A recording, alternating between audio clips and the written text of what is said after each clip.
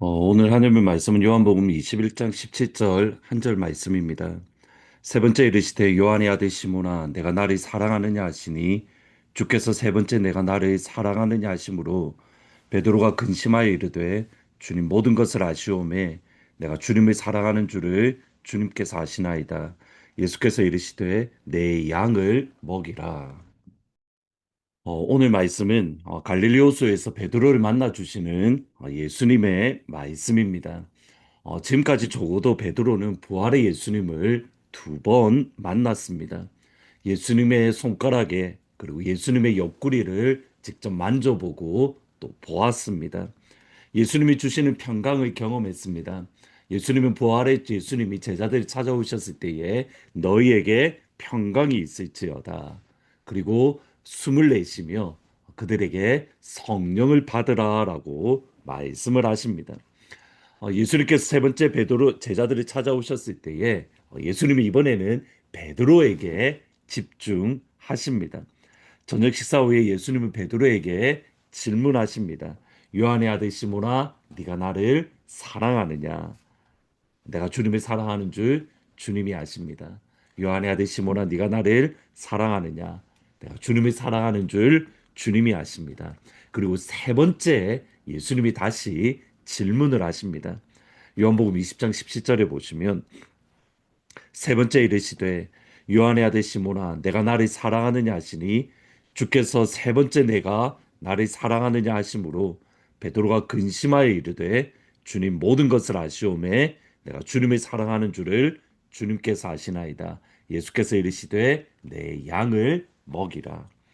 예수님께서 베드로에게 세 번째 질문하셨을 때에 베드로는 근심했습니다. 슬픔에 잠겼습니다. 세 번째 예수님이 내가 나를 사랑하느냐라고 물어보셨기 때문에 베드로는 근심했고 베드로는 슬펐습니다. 우리가 관심 가질 것이 바로 여기에 있습니다.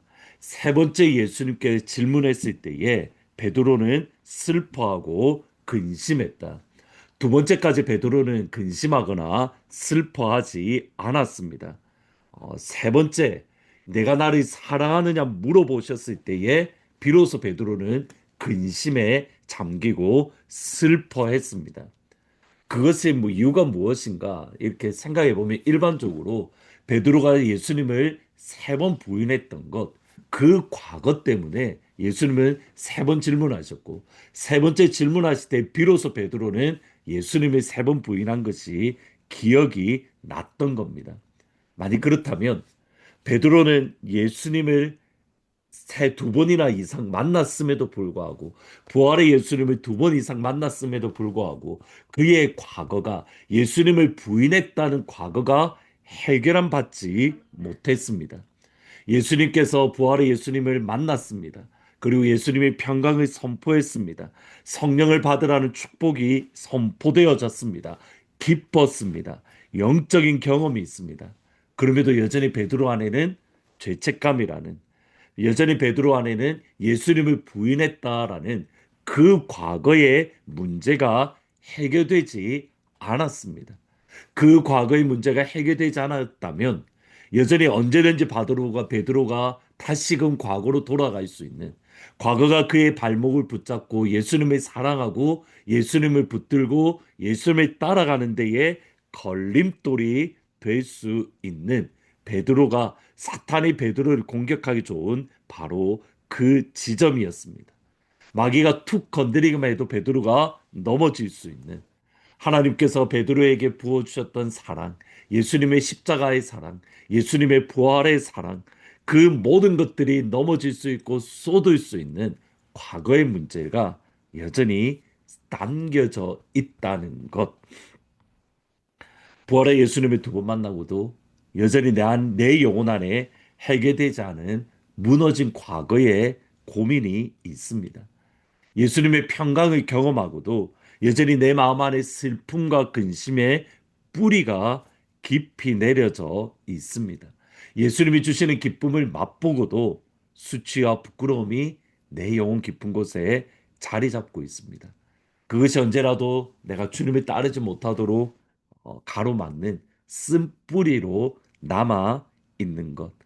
베드로가 예수님을 전심으로 따르고 베드로가 예수님을 온전함을게 따르고 위해서 해결돼야 될 것은 내가 예수님을 부인했다라는 죄책감, 예수님을 사랑하지 못했다라는 부끄러움, 아픔, 근심이었던 겁니다. 도우미 목사님이 쓰신 상한 감정 버리기라는 책이 있습니다.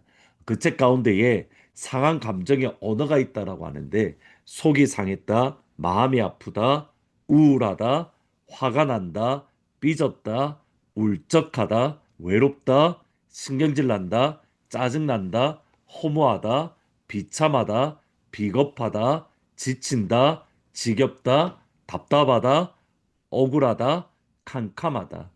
이런 표현이 바로 상한 감정의 언어라고 합니다. 목사님이 이 책을 쓰게 된 계기가 있습니다. 목사님이 어렸을 때부터 부모님의 사랑을 받지 못하고 부모님의 인정을 받지 못해서 항상 억울함이 있으셨답니다. 집안이 어려울 때에 목사님은 야간 고등학교에 다니면서 열심히 낮에는 일을 하고 집을 섬겼는데 생계를 위해서 열심히 일했는데 부모님에게 고맙다라는 그런 표현 한 번도 듣지 못했다고 합니다. 그러한 가운데에 어려운 가운데 결혼을 하고 또 풀로 대학교에서 박사를 받으며 세계를 다니면서 가정 상담을 하시고 그렇게 점점점 이름이 알려졌습니다.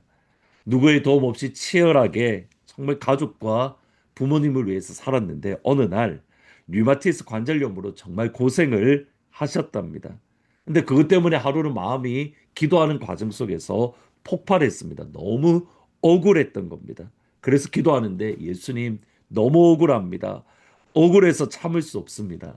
사람들이 어떻게 나에게 이렇게 할 수 있습니까? 그러면서 억울하다 억울하다 하는데 갑자기 주님이 그래 한번 실컷 억울해봐.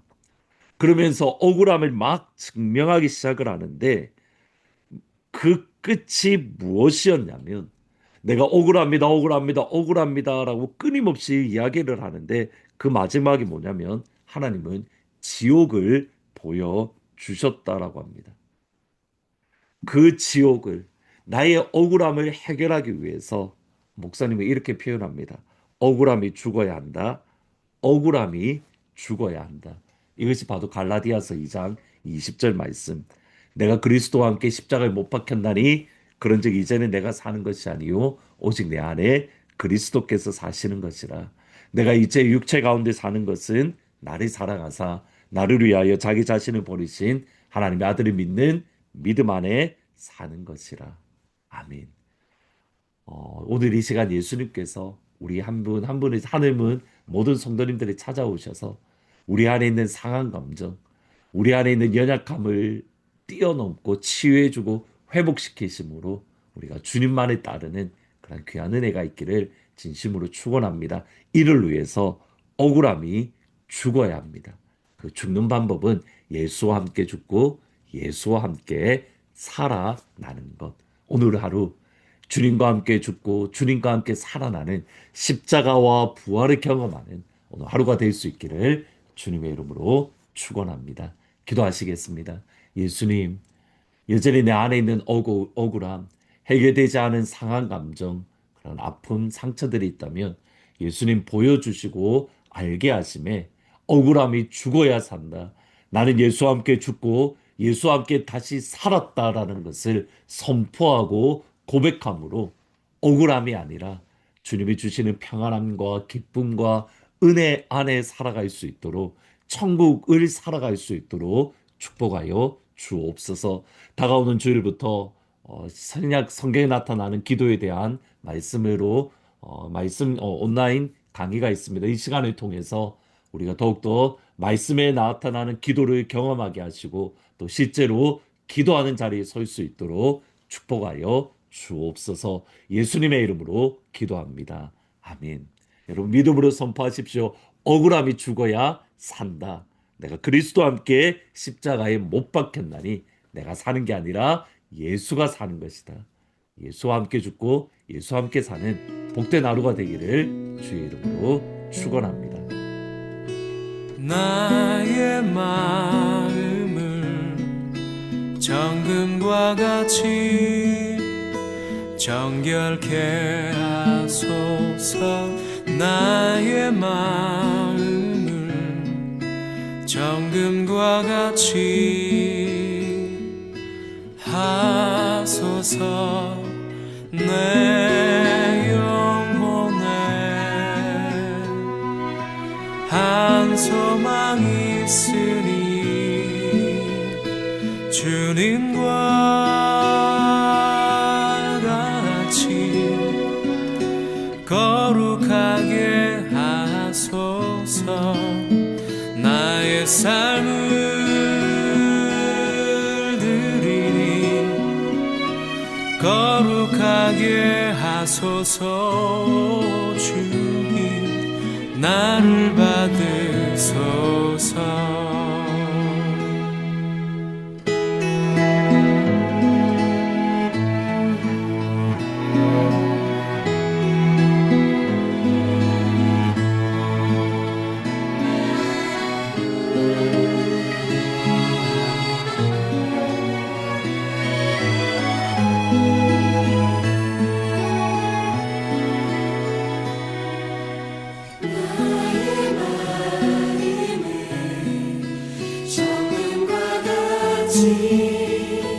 정결케 하소서.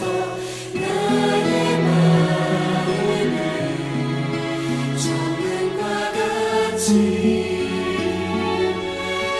하소서. 내 영혼에 한 소망 있으니 주님과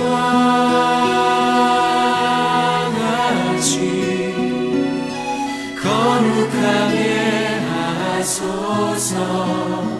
나의 삶을 드리니 거룩하게 하소서. 주님 나를 받으소서. 주님과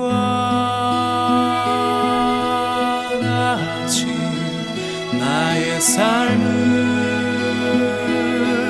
드리니 나를 받으소서. 나를 받으소서.